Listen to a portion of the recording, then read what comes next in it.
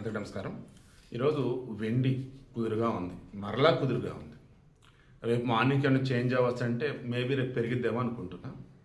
బంగారం అయితే ఈరోజు ఇప్పుడు అంటే మార్నింగ్ వచ్చేసి 250 తగ్గింది, ఇప్పుడు వచ్చేసి 1000 రూపాయలు పెరిగింది.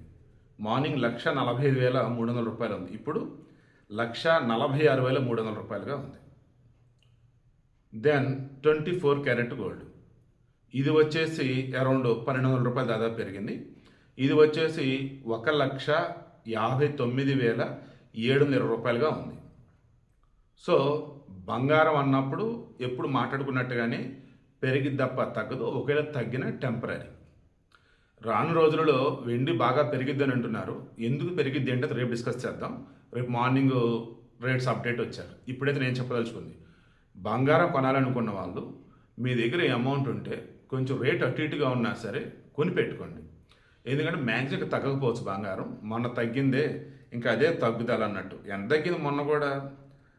ఈరోజు మార్నింగ్ 1,45,000 ఉంది, ఇది 22 క్యారెట్ గోల్డ్. ఇప్పుడు 1,46,000 ఉంది. మన మ్యాక్సిమం తగ్గితే 22 క్యారెట్ 1,39,000 1,38,000 వెళ్ళింది, అంతే అంతే. రాను రోజుల్లో పెరిగింది బంగారం అయితే. ఓకేనా?